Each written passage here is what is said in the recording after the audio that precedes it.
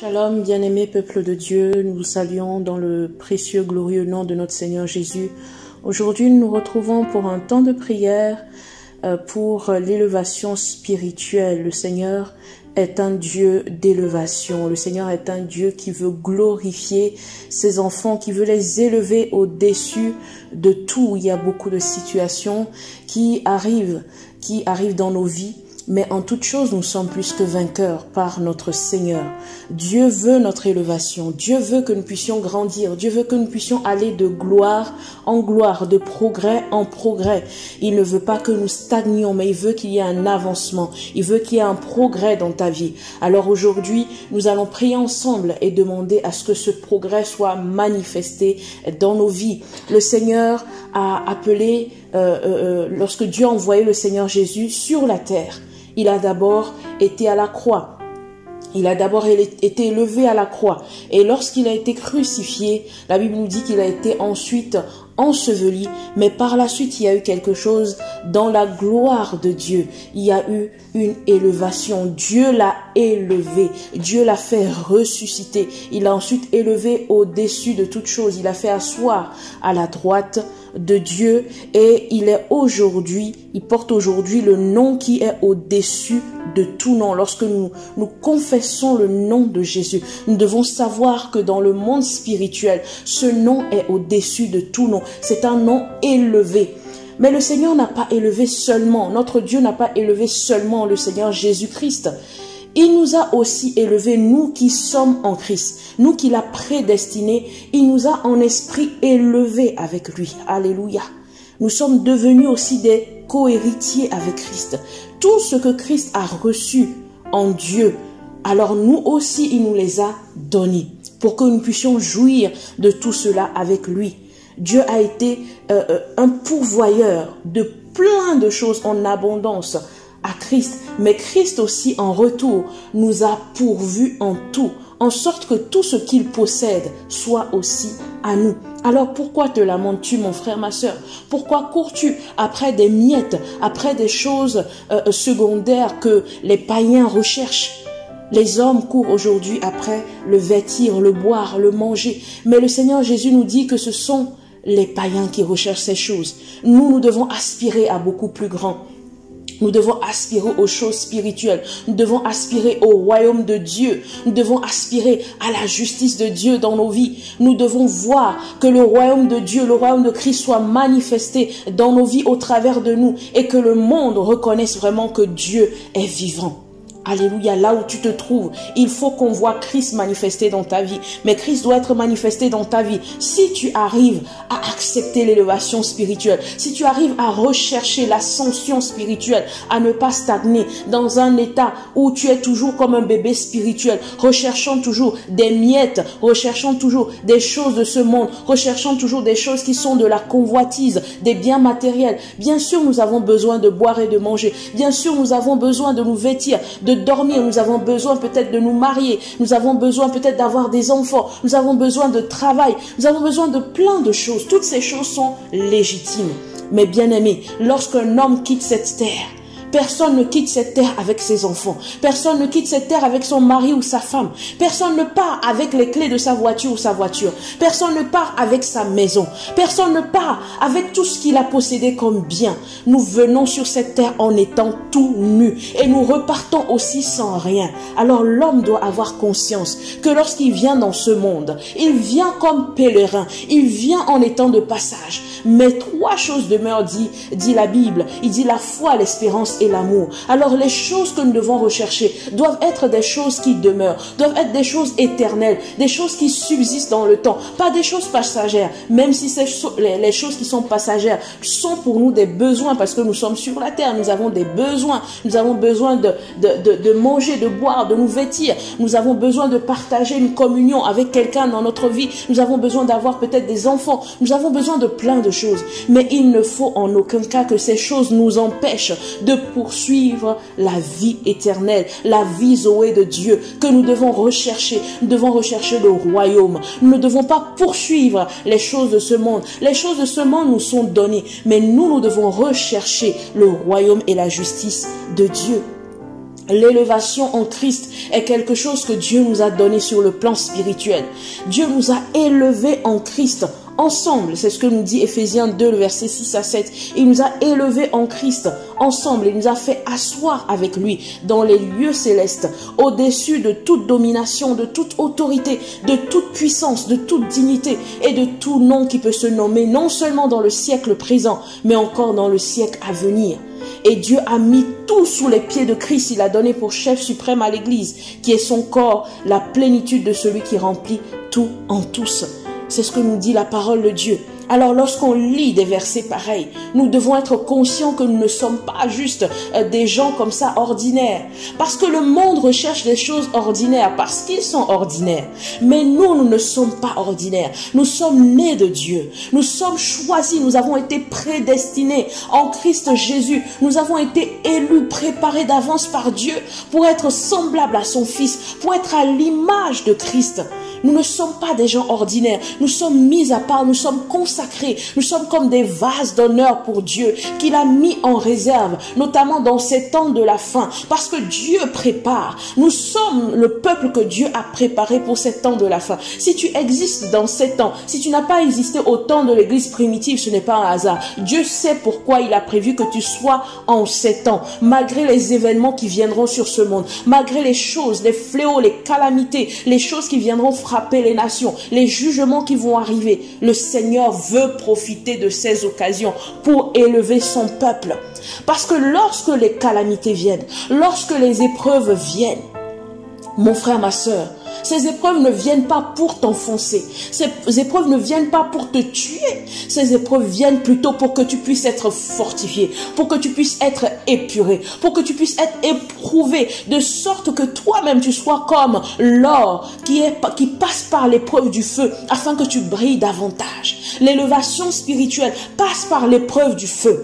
L'élévation spirituelle nécessite qu'il y ait un nettoyage dans notre vie. L'élévation spirituelle nécessite qu'il y ait encore de consécration, de sanctification. L'élévation spirituelle nécessite que tu te sépares des choses du monde, que tu consacres et que tu disciplines ta vie pour les choses du royaume des cieux. Parce que qui sont tes amis? Qui sont les gens que tu côtoies? La Bible te dit que les mauvaises compagnies corrompent les bonnes mœurs. Si tu accompagnes des personnes qui n'ont pas la gloire de Dieu dans leur vie, qui n'ont pas leur destinée vraiment centrée sur Christ, mais qui ont leurs préoccupations sur ce qu'ils doivent posséder, sur les biens matériels, sur le fait d'avoir telle ou telle position dans le monde. Si tu suis des personnes comme ça, tu ne peux pas être parmi ceux qui vont être dans l'élévation. L'élévation dont on parle, mon frère, ma soeur, c'est pas l'élévation telle que le monde le cherche. L'élévation dont on parle, c'est une élévation au-dessus des adversités. C'est une élévation au-dessus des problèmes. C'est une élévation dans le monde de l'esprit.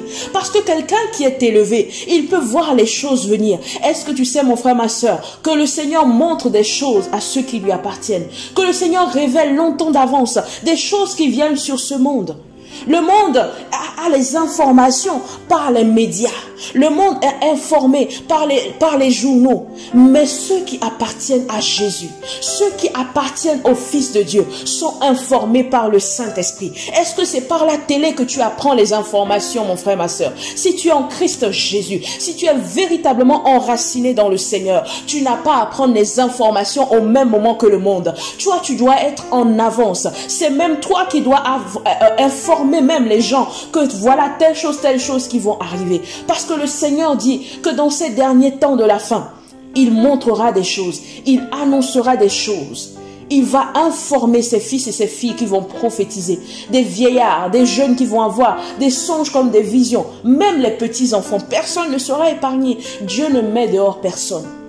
Il choisit les enfants, il choisit les jeunes, il choisit les vieillards, il choisit la femme, il choisit le jeune homme, il choisit les païens, il choisit le juif, il choisit les hommes et les femmes de toute nation, de toute tribu, de toute langue. Je ne sais pas qui tu es. Est-ce que tu es un homme, tu es une femme? Est-ce que tu es d'une telle tribu, d'une telle race? Le Seigneur, notre Dieu, est le Dieu de tous les peuples. Alors, il n'épargne personne. Si tu veux être dans l'élévation spirituelle, alors aspire vraiment à entrer entrer dans la gloire de Dieu. Aspire vraiment aux choses élevées, aux choses spirituelles. Affectionne-toi aux choses de l'esprit, afin que le Seigneur ouvre tes yeux et que tu puisses voir des choses qui sont cachées aux yeux du monde. Parce que eux, ils sont informés. Le diable fait des choses dans le secret. Et certaines personnes qui font partie de certaines loges sont informées par l'ennemi des choses qu'il prépare, des attaques spirituelles qu'il prépare contre le monde, des choses qui viennent contre le monde. Mais Dieu aussi a ses agents spirituels que nous sommes.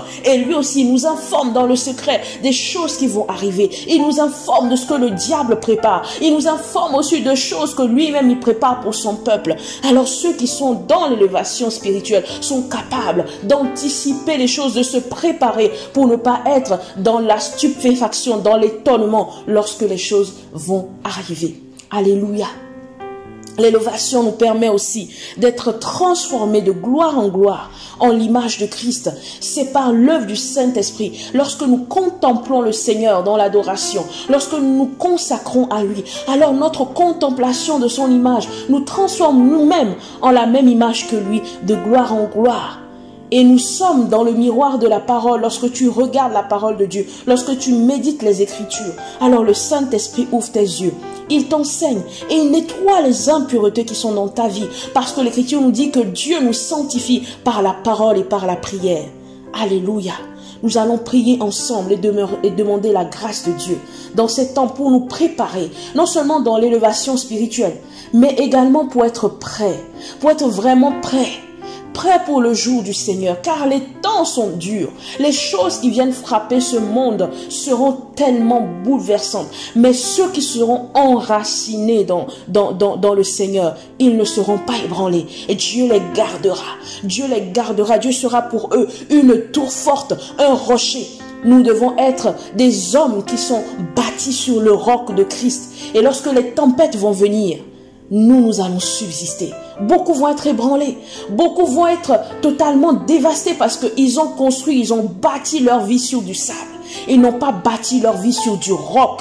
Ils n'ont pas bâti leur vie sur vraiment la parole vivante de Dieu. Ils sont venus à Christ juste pour les biens de ce monde, juste pour la bénédiction. Plusieurs suivent Jésus, mais tous ne le suivent pas pour les mêmes raisons. Certains sont venus à Christ pour être guéris. C'est bien d'être guéri, mais si tu viens à Christ juste pour être guéri, qu'en sera-t-il de ton âme une fois que tu auras été guéri? Qu'en sera-t-il de ton âme?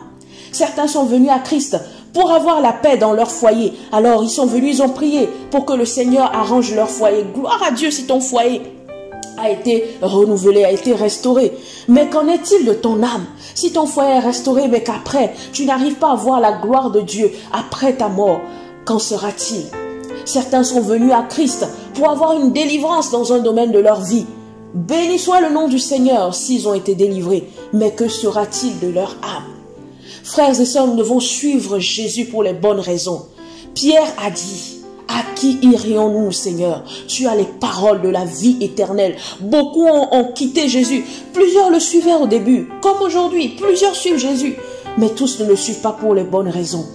Plusieurs l'ont suivi. Mais lorsqu'il a été question de suivre Jésus malgré les oppositions, malgré les moqueries, malgré les persécutions qui étaient venues, certains n'ont pas pu tenir. Certains ont fini par abandonner. Mais Pierre, lui, il a dit: à qui irions-nous? Tu as les paroles de la vie éternelle. Parce que Pierre avait suivi le Christ pour la vie éternelle. C'est la vie éternelle qui doit être le but que tu dois rechercher. Le royaume de Dieu et sa justice. Les autres choses sont secondaires. Elles sont utiles, c'est vrai. Nous en avons besoin, c'est vrai. Mais elles sont secondaires. Alors focalise-toi sur le chef et le consommateur de la foi, afin de pouvoir saisir la vie éternelle à laquelle tu as été appelé. C'est ce que l'apôtre Paul va dire à Timothée comme exhortation. Il dit: saisis la vie éternelle, combat le bon combat de la foi. Alléluia. C'est le temps de l'élévation spirituelle. Ce que je viens t'annoncer aujourd'hui, mon frère, ma soeur, c'est que c'est le temps de l'élévation spirituelle. L'ennemi est en train d'être projeté de plus en plus vers le bas. vers le bas parce que sa chute est proche, sa fin est proche. Mais c'est le moment où Dieu élève ses enfants. Pendant que le diable est en train de chuter vers le bas, c'est le moment où Dieu élève ses enfants. C'est le temps de l'élévation spirituelle. C'est le temps de l'ascension spirituelle. C'est le temps de la consécration. C'est le temps de la discipline. C'est le temps où on se prépare. L'épouse se prépare. L'épouse s'arrange. L'épouse commence à se parer de bonnes œuvres, d'entrailles de miséricorde. L'épouse commence vraiment à discipliner sa vie pour ce temps où elle va rencontrer le Seigneur lorsque la trompette sonnera. Alléluia. Oh, ferme tes yeux, nous allons prier, bénir le Seigneur. Père, nous te rendons grâce. Oui, je te rends grâce et je te bénis en ce jour encore. Toi qui nous as appelés des ténèbres à ton admirable lumière et qui as fait de nous une race élue, un sacerdoce royal, une nation sainte, un peuple acquis. Je te prie de nous conduire, nous qui sommes ton peuple, et que nous ayons la force de nous abstenir des convoitises charnelles qui font la guerre à l'âme. Aide-nous par ton Esprit Saint à avoir au milieu des païens une bonne conduite, afin que là même où ils nous calomnient comme si nous étions des malfaiteurs, ils remarquent nos bonnes œuvres et te glorifient au jour où ils seront visités. Alléluia. Donne-nous la force de fuir la corruption qui existe dans ce monde par la convoitise, en sorte que nous puissions faire tous nos efforts, comme le dit ta parole, pour joindre à notre foi la vertu, à la vertu la science, à la science la tempérance, à la tempérance la patience, à la patience la piété, à la piété l'amour fraternel et à l'amour fraternel la charité. Tu dis, car si ces choses sont en nous et ils sont avec abondance, elles ne nous laisseront point oisifs ni stériles pour la connaissance de Dieu. Donne-nous, selon la richesse de ta gloire, d'être puissamment fortifiés par ton esprit dans l'homme intérieur, en sorte que Christ habite dans nos cœurs par la foi, afin qu'étant enracinés, fondés dans l'amour, nous puissions comprendre avec tous les saints que nous sommes, quelle est la largeur, la longueur, quelle est la profondeur, la hauteur, et connaître l'amour de Christ qui surpasse toute connaissance, qui est au-dessus de toute connaissance, en sorte que nous soyons remplis jusqu'à toute la plénitude de Dieu, Seigneur. Remplis nos cœurs de consolation, afin que nous soyons unis dans ta charité et enrichis d'une pleine intelligence pour connaître le mystère de Dieu qui est Christ, ce mystère dans lequel sont cachés tous les trésors de la science et de la sagesse. Illumine les yeux de nos cœurs pour que nous sachions quelle est l'espérance qui s'attache à ton appel, quelle est la richesse de la gloire de l'héritage que tu tiens en réserve pour les saints que nous sommes. En toutes circonstances, console nos cœurs et affermis-nous en toute bonne œuvre et en toute bonne parole. Que ta grâce et ta paix nous soient multipliées par ta connaissance. Donne que nos cœurs, la paix en tout temps et de toute manière soit en nous, en toutes circonstances. Et que ce soit une paix, comme le dit ta parole, qui surpasse toute intelligence, afin que nos cœurs et nos pensées soient gardés en Jésus.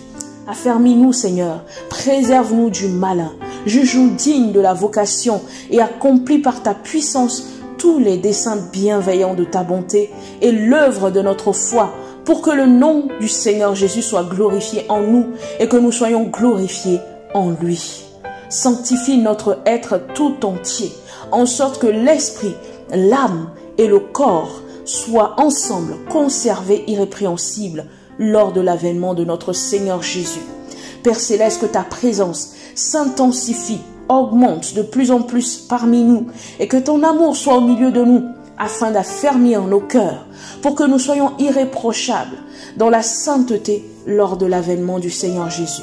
Remplis-nous de la connaissance de ta volonté en toute sagesse et intelligence spirituelle pour marcher d'une manière digne de toi et pour t'être entièrement agréable en portant des fruits en toutes sortes de bonnes œuvres et en croissant par la connaissance de Dieu, en étant fortifiés à tous égards par ta puissance glorieuse, en sorte que nous soyons toujours et avec joie, persévérants et patients. Je te rends grâce de ce que tu pourvoiras à tous nos besoins, selon ta richesse avec gloire en Jésus-Christ. Aussi je crois que toi qui as commencé en nous cette bonne œuvre, tu la rendras parfaite pour le jour de Jésus-Christ. Donne-nous quand nous ouvrons la bouche, Seigneur, de faire connaître hardiment et librement le mystère de l'Évangile. Remplis-nous de ton esprit et confirme ta parole par des miracles, des signes et des prodiges au travers de nous. Aide-nous à demeurer fermes dans un même esprit, combattant d'une même âme pour la foi de l'Évangile.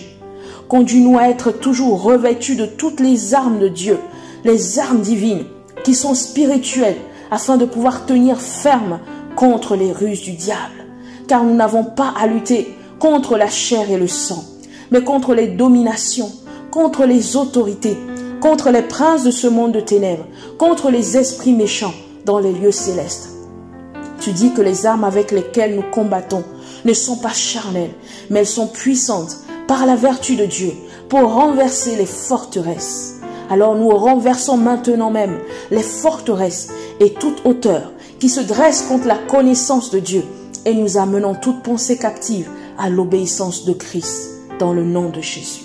Que notre amour augmente de plus en plus en connaissance et en pleine intelligence pour le discernement des choses les meilleures, afin que nous soyons purs et irréprochables pour le jour de Christ, remplis du fruit de justice qui est par Jésus-Christ, à la gloire et à la louange de ton nom. Conduis-nous à avoir les mêmes sentiments les uns envers les autres selon Jésus. Fortifie-nous dans la grâce qui est en toi, Seigneur. Garde-nous dans la foi, afin que nous ne soyons pas ébranlés par les diverses épreuves qui viendront, mais fortifie-nous par ta force toute puissante. Car nous ne voulons pas être de ceux qui se retirent pour se perdre, mais plutôt de ceux qui ont la foi, de ceux qui gardent la foi pour sauver leur âme. Tu dis, quand le Fils de l'homme viendra, trouvera-t-il la foi sur la terre? Seigneur, nous voulons être de ceux qui demeurent dans la foi, de ceux qui gardent la foi. Je crois, Seigneur, que toi qui nous as prédestinés, appelés, justifiés, c'est aussi toi qui nous glorifieras pour le jour de l'avènement de Christ.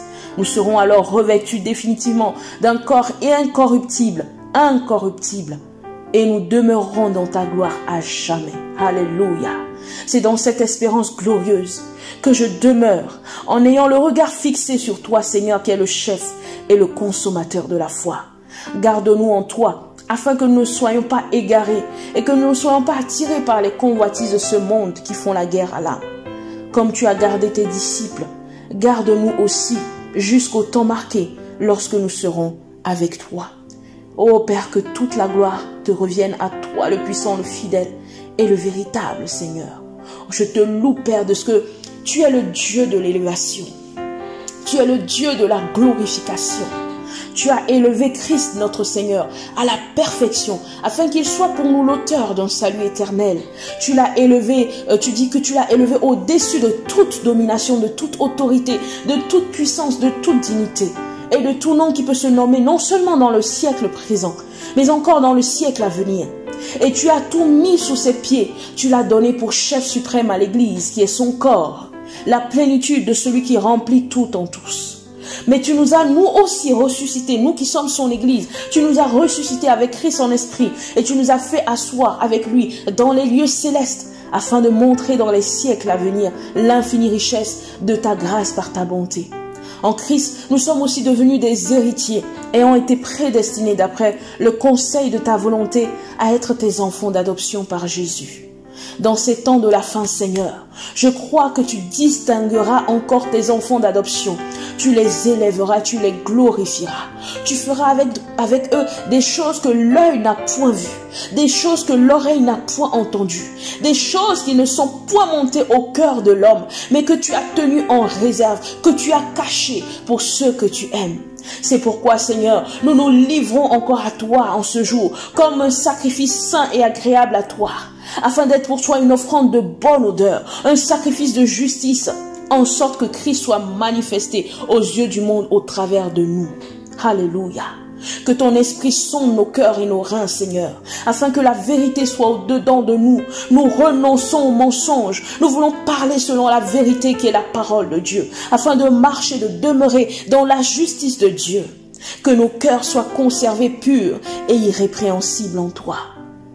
Toi qui es le Dieu de l'élévation et de la glorification, élève-nous au-dessus de tous nos adversaires. Mets nos ennemis sous nos pieds. Comme tu as élevé l'arche de Noé, au temps de Noé pendant le déluge, Élève ton peuple, Seigneur, en ces temps de la fin, au-dessus des calamités, au-dessus des fléaux, au-dessus des jugements, de la colère, des choses qui viendront frapper les nations. Car tu as tout prévu, tu nous as prévenu dans ta parole que des choses arriveront. Mais nous croyons en toi que tu vas nous élever, Seigneur, au-dessus de tout cela, car nous ne sommes pas destinés à la colère. Je prie que tu nous gardes et que tu nous distingues au milieu de cette génération perverse. Car nous sommes pour toi un sacerdoce royal, une nation sainte, un peuple acquis afin que nous annoncions tes vertus, toi qui nous as appelés des ténèbres à ton admirable lumière. Alléluia. Corrige-nous, Seigneur, dans ton amour et dans ta bienveillance pour que nous demeurions sur le droit chemin. Il est vrai que tout châtiment semble d'abord un sujet de tristesse et non de joie, mais il produit plus tard, pour ceux qui ont été ainsi exercés, un fruit paisible de justice. Seigneur, que mon corps, que mon âme, que mon esprit soient conservés purs, irrépréhensibles devant toi pour le jour du Seigneur. Travaille nos vies à ta ressemblance, Seigneur Jésus, pour que nous puissions parvenir à la connaissance du Fils de Dieu, à l'état d'homme fait, à la mesure de la stature parfaite de Christ. Transforme-nous de gloire en gloire, en son image, par l'œuvre de ton esprit, au travers du miroir de ta parole. Accorde-nous la grâce de voir et de saisir de nouvelles choses qui sont cachées aux yeux du monde. Illumine les yeux de nos cœurs pour qu'on sache quelle est l'espérance qui s'attache à ton appel et quelle est la richesse de la gloire que tu tiens en réserve pour les saints, pour les sanctifiés en Christ. Que ton nom soit béni d'éternité en éternité. Toi, le Dieu en qui nous avons tout pleinement en Christ. Alléluia. Merci Seigneur pour ta présence. Merci Seigneur d'avoir entendu nos prières, d'avoir entendu et exaucé nos supplications. Merci de ce que tu nous gardes dans ces temps de la fin, que tu ne permettras pas que nous soyons égarés, que tu nous gardes dans ta foi. Ce n'est même plus notre foi, mais c'est dans ta foi, une foi spéciale que tu accordes à tes enfants dans ces temps de la fin. Merci Seigneur, que ton nom soit béni. Glorieux es-tu Saint-Esprit. Au nom de Jésus, nous avons prié et reçu. Amen. Béni, béni, béni sois-tu mon frère, toi qui as partagé, ou ma soeur, toi qui as partagé ce temps de prière avec nous. Nous nous retrouvons samedi prochain, toujours dans la prière. Demeurez dans la foi inébranlable, demeurez dans la préparation que l'épouse doit avoir pour le retour de notre époux, le Seigneur Jésus. Soyez bénis, à bientôt. Amen.